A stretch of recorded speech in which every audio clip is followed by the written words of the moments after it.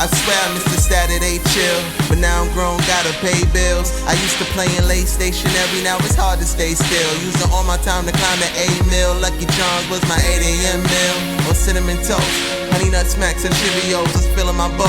Eyes glued to the telly, it was Ed and Eddie. But can you lower your voice, cause I'm missing my show. Look, waking up to some homemade food. Yu-Gi-Oh! At 11, Beyblade at... What's up, everybody? It's your man, Random Man. It's Saturday, which means it's time for Saturday morning cartoons and cereal. Ha! Acoustics. Season 6. It's season 6, everybody, which means we are eating cereal all over. That means we're going everywhere. I had to have an artist on my show. But I know you're thinking, he's gonna have a painter? No. He's gonna have a rapper? No. I'm talking about photography. The fantastic maestro behind the lens, Andrew Morales. One take, wow. One take Jake. One take Jake. Dope. Andrew, you excited? Humbled, man. Grateful. Thanks for having me here, bro. You picked a great topic. I'm excited, man. We're gonna be talking about the best of the Nickelodeon cartoons. I got a few. Got a few to choose from. I think we're gonna have fun. For sure. I wore my Rocco's Modern Life socks. It won't be caught on camera, but just so you know, I'm not lying. That's crazy. Yes, I wore my Rocco. I wore the Rocco socks just for the occasion. Let's sit down and eat, man. Yeah, dude. Listen. Thank you for coming Appreciate through. you, man. Thank you. And we will be sitting. What's up, everybody? It's your man, Random Man. DefinitelyAmazing.com. Wow. Listen to those acoustics. Season 6 has been pretty dope. We've went everywhere. Everywhere. And while going everywhere, I stumbled back across somebody I wanted to interview a while ago for a whole nother show. Back in 2016. That's 3 whole years ago. That's awesome. Can you believe that we met each other 3 years ago? Universe, man. Right. Andrew Morales, the photographer extraordinaire. Thank you, man. Humbled. Happy to be here, bro. Are you? I am. Yeah.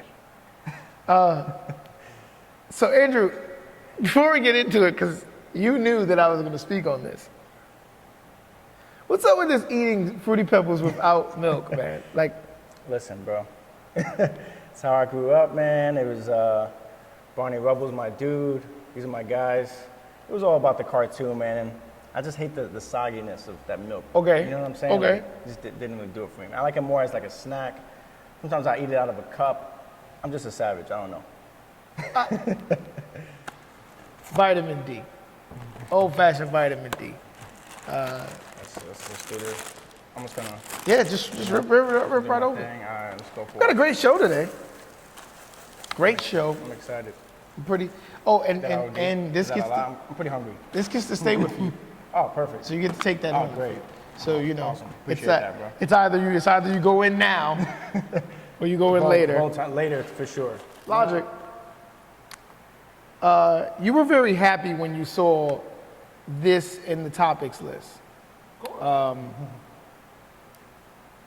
And I remember you saying to me that you was just hoping we get a good guest for this topic. Today's topic is the best of the Nickelodeon shows. Oh man, best of Nickelodeon.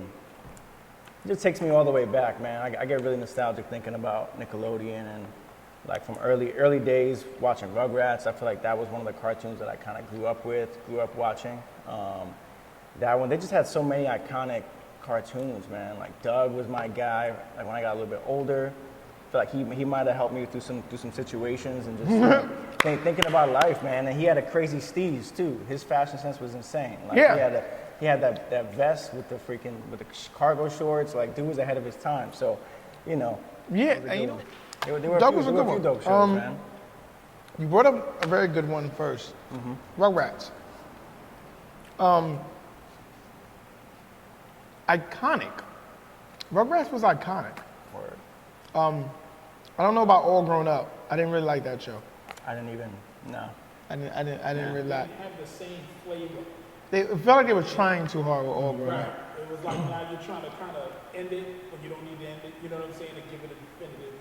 Because we kind of, with Rugrats, we kind of was like, oh, okay, well, what they gonna do? We don't know. For sure. Let it wander. You know what I'm saying? Right. Let them just be kids. Because I just wanted them to be like. So, this next one I want to talk about. It's so great that we're talking about this, because also by this time of the show's release, the show would have been out already. So, did you know that Rocco's Modern Life is returning to? Oh, I just saw that actually, man. Yes, I am excited. That's crazy, Rocco's man. Modern Life was like, Doug taught you some stuff, For sure. but Rocco taught me some stuff, because Rocco had some stuff going on his show. For sure. That dude was tripping. Yeah, Rocco's Modern Life. His best friend Heifer, which I don't know if you can. I don't know if you need to bleep that or not. I mean, that was his best friend's name, people. Yeah. It was a movie? They're making a movie or was it a series? Okay, so here's the thing. So it's back on Netflix. It is starting as a movie as a movie to introduce the series. Fire. So it will be I think it's gonna be an hour-long special called Static Cling. Apparently, and I did not know this, but Rocco and his crew went into space in the house. The house became a rocket. Maybe I missed the last show. I'm gonna have to look back to see the finale of the last show. But they went into space. They've been in space since the show was canceled. So when they arrived back, this is a whole new place for the Wallaby. It's So they were it was in the 90s, right? So Right. They were in the 90s. Oh, wow. So- That's going to be nuts. so they come back. They don't know nothing about cell phones with video. Social media, none of that. No. Those will be some good references. That's going to be. And the other funny thing about it is that Rocco, when he comes back, his favorite show has been canceled. So he right. So he's petitioning like, to get his favorite show back on TV. So I was just like, Gotta love that. So it really is now Rocco's Modern Life because now he's because literally right, coming back. So it's almost as if, what if Rocco got locked up like in 93? right. He just coming Right. home. He did a And dime. it's like the whole world is different. So that covers a lot of genres. That's gentrification here in New York. Oh, Right. man. They're going to crush You it. know what I'm saying? The writers will have fun with Wait, that. when did this get here? right. It's gonna be. What's a Starbucks? It's my life. Another great show, kind of newer, not really one of the classic Nickelodeon shows, but a classic in its own right, is also being rebooted for Netflix. Avatar: The Last Airbender is being rebooted. Oh, wow. They are redoing Avatar: The Last Airbender. I'm excited. I thought Avatar was very well paced. I don't know if anybody really was like crying out for more fight scenes, but I thought it was very well paced. I'm going to keep it a beam with you, man. I haven't seen an episode of Avatar. Oh, I've not bro. seen the episode, man. We gotta change that. We gotta change I that. have But remember too, also Avatar had their dark moments. Because remember, it starts off real light, Yeah. kind of funny, but it gets super serious. And there are moments where things go real dark. You know, like when what's her name runs into the master, and she actually teaches bloodbending, that controlling the water in the human body, and that she can actually make people stop moving. That's crazy. And you know, Right. You got any classics? You got anything that comes to mind? Yeah, man. Ren and Stimpy. Haha, that's on my list. Ren Yep. and Stimpy was my joint too, man. That Also show- not for kids. No, man. that humor was pretty intense, pretty mature, man. They were doing some like wild stuff on that show, man. Those two cats. Even before it went to MTV. Oh, I didn't even realize they went to MTV too. Oh wow. It went to MTV for a little bit. on MTV.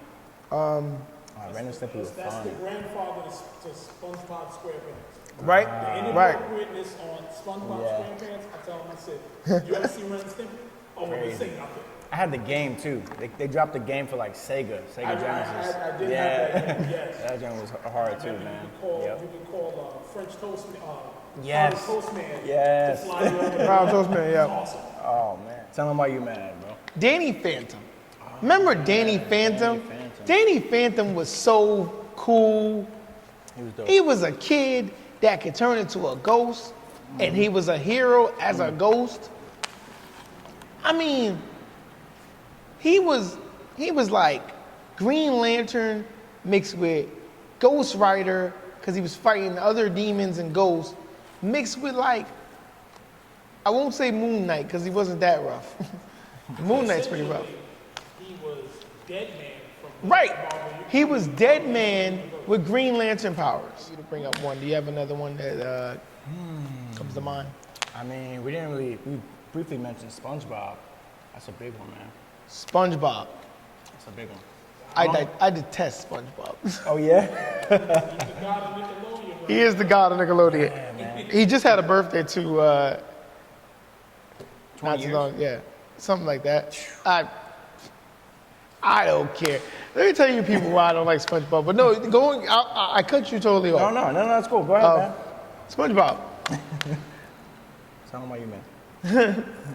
SpongeBob is nothing but Ren and Stimpy for stupid people. Ooh, hot take. That's a hot Let's take. be for real, people. There was a scene, the only scene I ever laughed hysterically hard at on SpongeBob was a scene where there was a gorilla inside of a satchel. And the gorilla came out of the satchel and beat the living daylights out of SpongeBob. And this was under the sea. It made entirely no sense. But I thought that was hilarious. But I can't get with SpongeBob. I just don't understand, like, you cancel stuff like Danny Phantom and SpongeBob's still around. Cult Explain following, this to me, merchandise, Nickelodeon. Cult following. Yeah, SpongeBob know how to do it. SpongeBob had 2 movies. I'm done with this. And he's had David Hasselhoff. I'm done with this. One of his movies had David Hasselhoff. Right. So what we're gonna do, everybody, we are going to go to our big commercial. When we come back, it's time for some questions. And my favorite part, the generic question. It's your man, Random Man, Saturday Morning Cartoon Serial, Season 6, Andrew Morales, best in Nickelodeon Cartoons.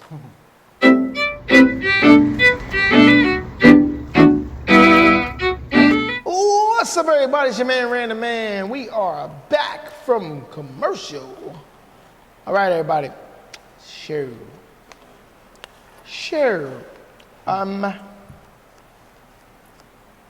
It's time for the generic question, everybody. Generic question. Who doesn't love a good generic question? All right. Full disclosure, people.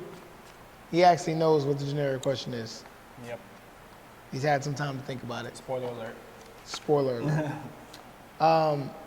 But I thought it was a pretty good question.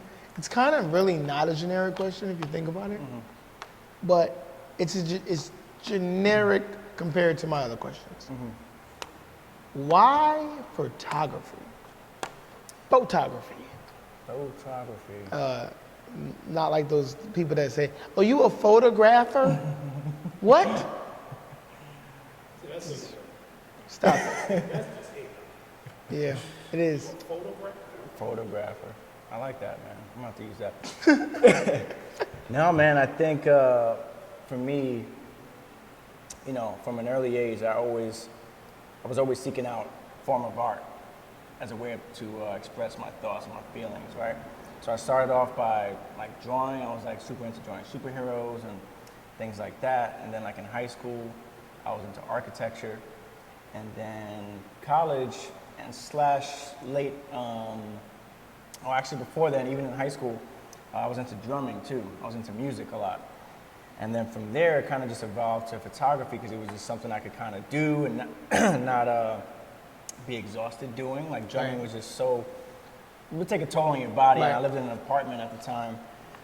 So it was a challenge to like whip out a drum set and just start going ham whenever I wanted. So photography was just something that, you know, eventually became my way of expressing myself. And, you know, I went to school, I got my bachelor's in psychology.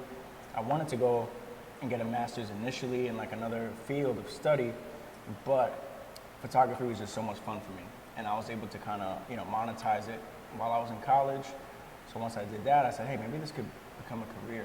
You know, this is before even Instagram came out, even started. So at that point, I'm like, let's see what happens. I think maybe I could work for, you know, some brand or something like that. And now it's just more of, you know, now that I feel like I've, you know, really worked on my craft for a long time, I can kind of focus on more of the concepts and things like that and things I want to say. Like you had mentioned before about, you know, just artists wanting to like convey a message through their art. You know what I mean? So I'm at a point now where I can kind of put more time towards that. Dope.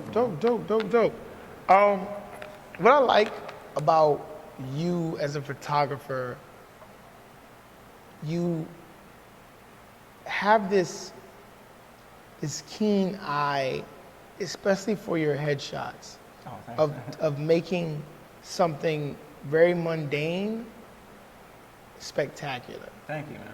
Appreciate that. Like you take a headshot and it becomes like almost like a 3D image. Appreciate it, bro. The way that you shoot a headshot. I love your stuff.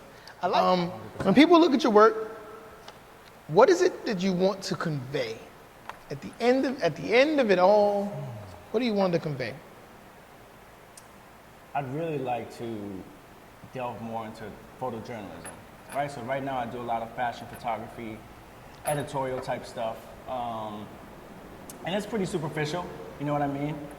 Eventually I would like to take it to a point where I'm conveying a social message, you know, about current affairs, you know, about where I grew up. I'm from the projects in the Bronx, you know, so I spent my first 14 years growing up there, and you know, I've gone back since. And it's cool, man. I think I'd like to incorporate a bit more of that, you know, into my work going forward. I do love, you know, working with, you know, high-end brands and things like that, but I think there needs to be some more substance in there, you know?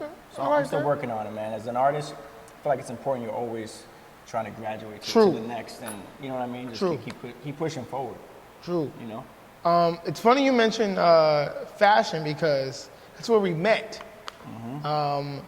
You were recognized and given an award at the 2016 Fashion 500. If I'm not mistaken, that was number 9 or no, that might have been 8. Yeah, one of those. That was the last one we did as a channel. But what was it like being recognized for photography? After your whole life go by, you're recognized for photography at the fashion, at the Grammys of Black fashion. That's what they call it. They call it the Grammys of Black fashion. So. No, man, it was incredible, you know, because I had a lot of doubt as an artist, you know, like I learned early on, some years you learn, some years you earn, right? And I spent a lot of years learning, you know what I mean? And during that period, I was kind of figuring out and, you know, second guessing myself a lot. Do I really want to do this? Is this something I want to focus on? Can I sustain this lifestyle? You know, freelancing as a photographer. There's a ton of competition, you know what I mean? Everyone now, you can use your iPhone for images too. Right. I mean, it felt great. They just kind of, that validation just kind of inspired me to keep going and keep pushing. You know what I mean? I think it's always great for an artist. Like sometimes I'll say, you know, I don't care if, you know, if a magazine or, you know, will publish our images, or if, you know, I get a certain amount of likes on an image, you know what I mean? But those things do have an impact on the way you know, they can have an impact on the way you feel and the way you operate. You know what I mean? So I appreciate them for showing love for me. Right. early. Definitely, it was really, really cool. You were a part of a pretty cool class. For sure. Actually, one of our previous DA Ladies of the Week, you were a part of that class, but she was also nominated Pilar Scratch. Oh, tight. So yeah, so shout outs to Pilar. Your page on Instagram and your website is called Life in Reverie. Yep. Now, me and you were just talking about this a minute ago.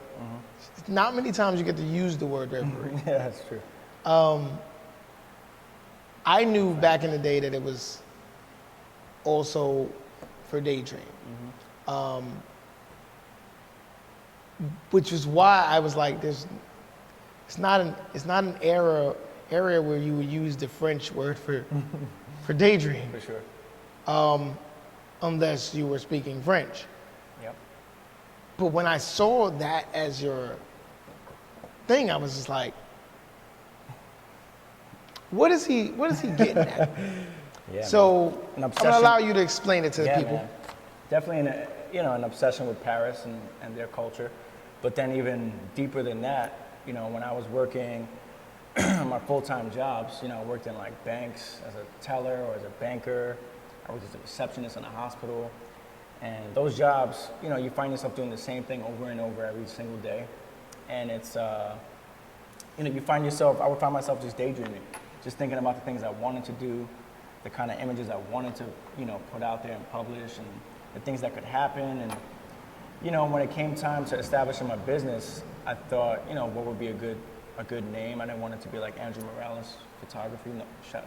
No shade to anybody that does that, but I wanted it to be a brand that could potentially evolve into something else. It could become an agency, a photo agency. We could, do a lot of things. So Life in Reverie stuck, man. Who is if I get to shoot with that person, It can be alive or dead or it could, anybody. anybody. That's tough, man. I would like to do a portrait session with Jesus Christ. That would be dope. That would be pretty hard. I was not expecting that. That would be pretty tight, man.